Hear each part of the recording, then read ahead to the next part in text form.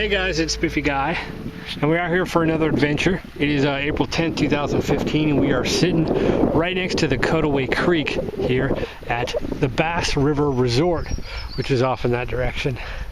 And there's a little bit of wind, so I apologize for that noise up front, but it is a beautiful day.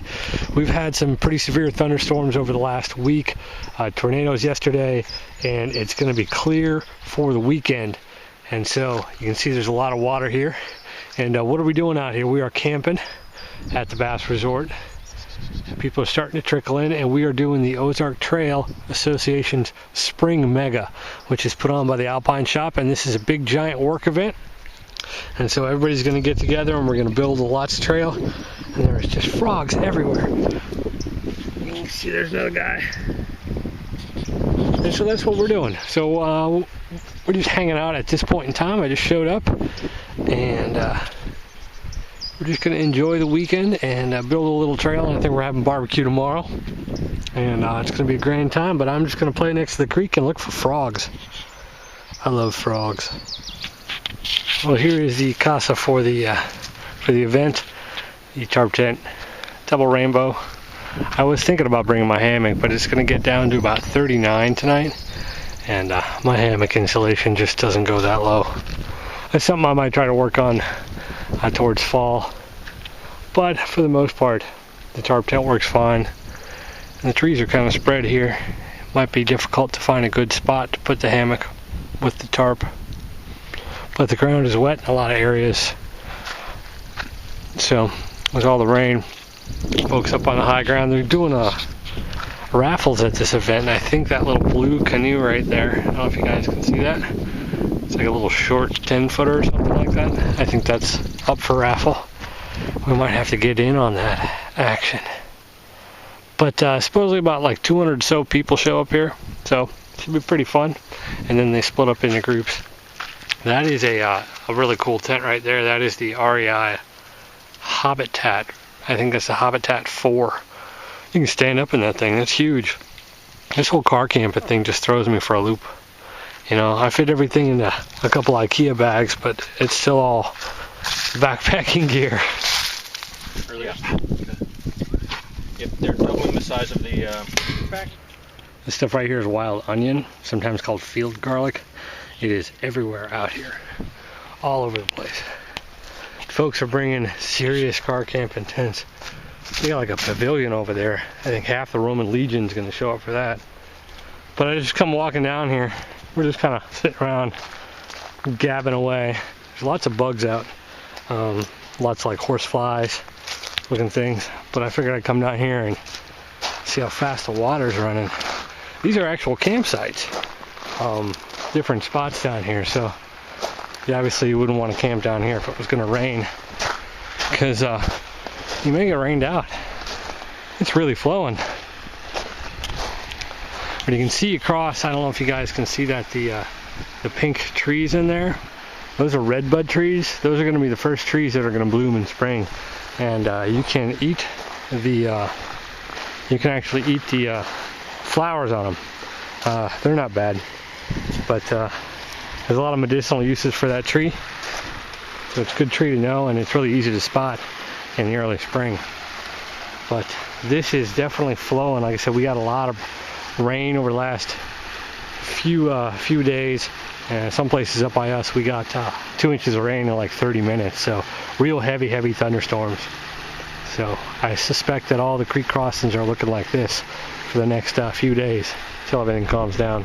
And Bass is a pretty neat place. They got those cabins over there, and they got some cabins over here, and the lodge is pretty much stocked full of anything that you could possibly need. They do the canoe rentals here, things like that. They got horseback riding, and you know, camping and floating and all that sort of craziness. So it's pretty neat. And then right over there at the entrance is where the OT comes down that hill and goes up there, and then you walk up a road along that white fence in the background there, and then you pick up the OT. I've done the front half of the Cutaway, the first like 14-15 miles. So if you start at Onondaga, and if you do like, let's say 15 miles a day, something like that, this will be your first stop. So, you know, in theory you could camp in the campground. They got real nice showers and toilets. They got Wi-Fi, which is cool, but there's no cell service out here. You got to go up the road a little bit apparently. But they got Wi-Fi, so that works out if you need to check in with folks or stay connected. But people are starting to show up, which is cool. And some ladies having problems with their tent. I guess one of the tent poles broke. So we're gonna go see what we can do to fix up the problem. Folks are roughing it. Got RVs. These people are blowing up an air mattress that's like 2 feet thick. Car camping. It's crazy. So when you car camp, you don't actually need to bring your Esbit stove or anything like that. You bring a trailer full of this stuff. They're not messing around. There's gonna be barbecue tomorrow night. Dude, they got a knife block. Seriously.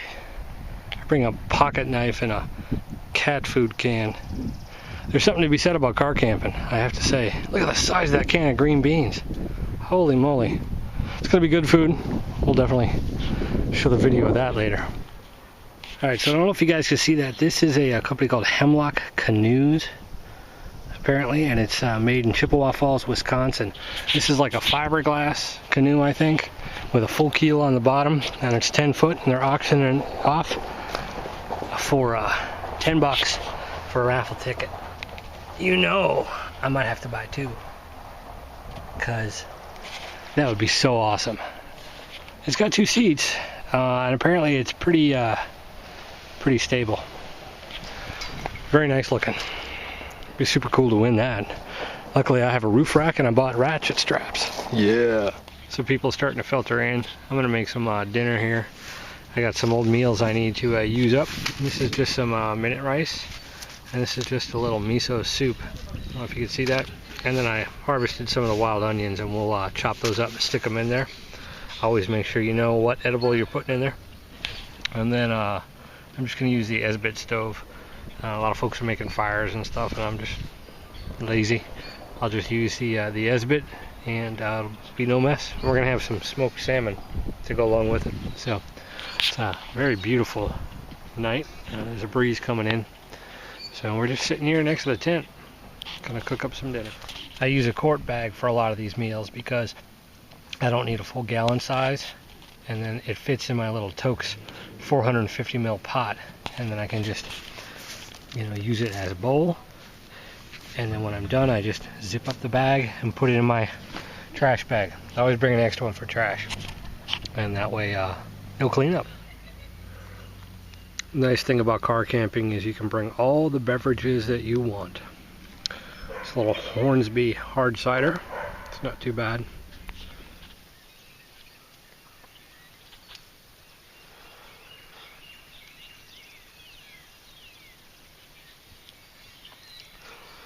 It's about 6 in the morning, and it's pretty cold. A lot of dew on the ground, some condensation in the tent. I didn't really bring any cold weather stuff because I'm an idiot. I got gloves though, and a hat, and my wool buff, so I'm alright. I think I just heard a turkey though, like somewhere over there. Oh, somebody gobbling. Maybe it was the horses. Maybe they were gobbling. So we're gonna find breakfast there at Tent City. It's filled out pretty nice. So a lot of partying going on last night. There was some groups that are not with us, but over in those cabins, and they were hollering until about 2 o'clock in the morning. You know, people, right? But we're gonna get some breakfast, warm up, and hit the trail. We're gonna get organized by 8:30 and get out on the trail. And what we're doing is we're doing another rebuild, actually a reroute. I apologize. It's a reroute on the Berryman. So the original one that I've done before, that's pretty much almost finished, but they have a new section that they're gonna do. And so they took the whole thing and they broke it down into 10 segments, and they have 10 teams, and I'm on team 9. And I think my section has rock, so we might need to hike some gravel, and I'm not sure how that works, but we'll figure it out as we go. So anyway, stick around. It's gonna be a beautiful day. I don't want to hear you talking. Please have up here. He's our executive director for the OTA.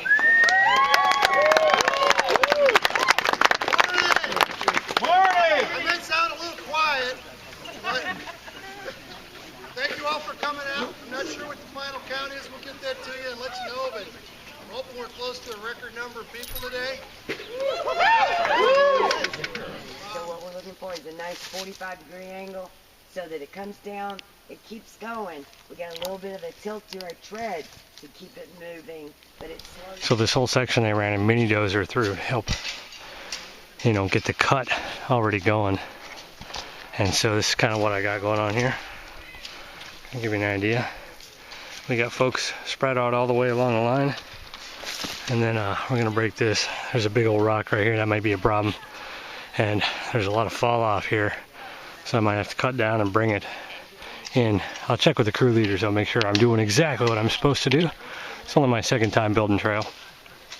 But I got a McLeod and a Rogue hoe and some Fiskars loppers that I brought. So, and they also give you a bag lunch. I got a turkey. It's got a T on it for turkey.